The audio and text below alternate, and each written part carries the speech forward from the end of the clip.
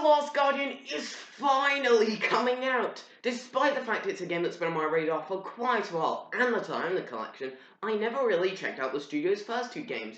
Now that I'm going to be doing reviews more regularly on my channel, it seemed like the perfect time to check out this collection in preparation of their next game. Let's begin with 2001's classic, Ico. Island bathes in the sun's bright rays, distant hills were a shroud of grey. A lonely breeze whispers in the trees, so witness to his story. Fleeting memories rise. Our journey begins with our main character being sacrificed to a temple because he has horns. He manages to escape the cage thingy he's in and tries to escape. He meets a girl named Yorda trapped in a cage, so he breaks her free, and the story is set in motion as the duo try to escape the castle they've been imprisoned in. Well, I say story, but it's more of an objective. There's little story after that, but what plot there is has a very classic video game story feeling to it. And for the most part, it works. It's such a simple plot, but it has such an iconic feel to it. I must confess that I didn't feel any emotional attachment towards Yorda at all, even though the game probably would have liked me to. It might have something to do with the lack of a noticeable friendship, or that her AI got on my nerves, but there's a part towards the end of the game where she's weak and the bridge you're on starts breaking apart. Obviously you're meant to go to her, but I was like, meh, see ya. Freedom, yeah! Oh, I guess part of the reason I didn't care much for her was because I had to care for her too much.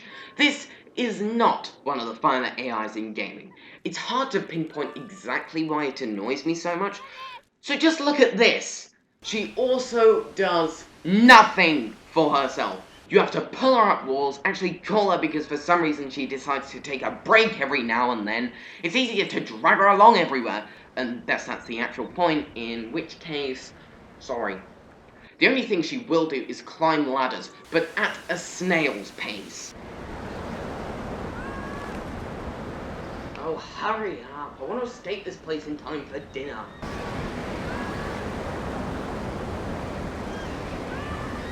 You can eat with us if you like! I'll feed you if you get on with it! Finally! Come this way, princess. Most of the game is escorting Yorda around the castle and getting her past someone by solving some sort of puzzle. I actually have to take a moment to praise the design of the castle itself, because you know what? The people at Team Ico done a fantastic job on the design of this place. The way the locations connect to each other is really clever, and hearing the waves of the sea and birds chirping gives it a rather pleasant feel to it, and the colours of the outdoors really pops.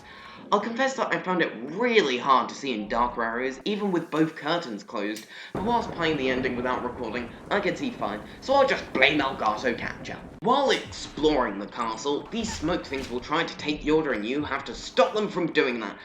And to be honest, I'm not really a fan of these parts. For parts that should quicken the pace, they really slow everything down. These enemies take too long to kill, they often fly up so you have to go and pull Yorda out of the black pit, and it doesn't help it takes an age for you to get up once hit.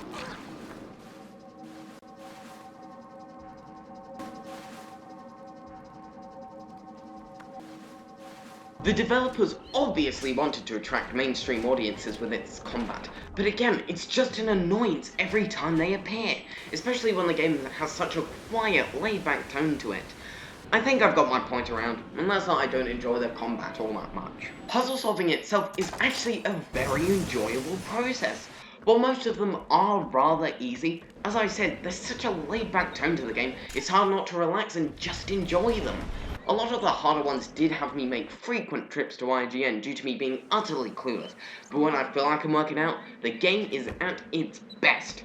Some solutions are a little perplexing, like this part where you have to jump to an area out of sight.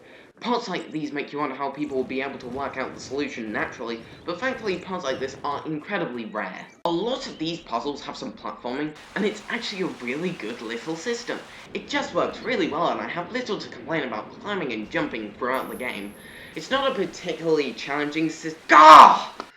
Excuse me a second. Damn, damn, damn, damn, damn, damn, damn, damn, damn, damn, damn! Don't get mad. I'm not one to rage. I can do it. Yes! Triangle, ah! I swear to God, perfect triangle! One.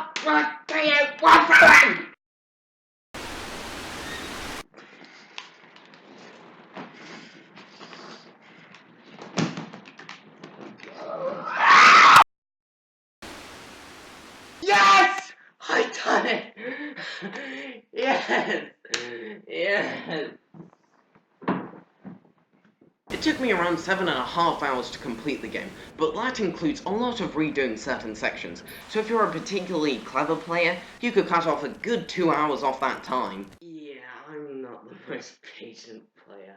There's not really much to come back to, and the issues are noticeable enough to make sure I won't replay this game anytime soon. But while I won't be coming back to this game, I still had a good time with it.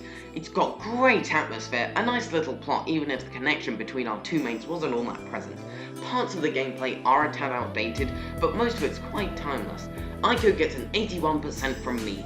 It's a game that's trying to be something special, and while I didn't quite reach it, it's certainly not for lack of trying, and if you have a PS2, I recommend it if you can find it cheap. As for the PS3 remaster, I'll have to wait to see what I think of Shadow of the Colossus before that, but I can't deny that this package is off to a good start. Before we get to Shadow of the Colossus, I think I'll take a look at the series I've just been in the mood to play. Until then, have a nice day.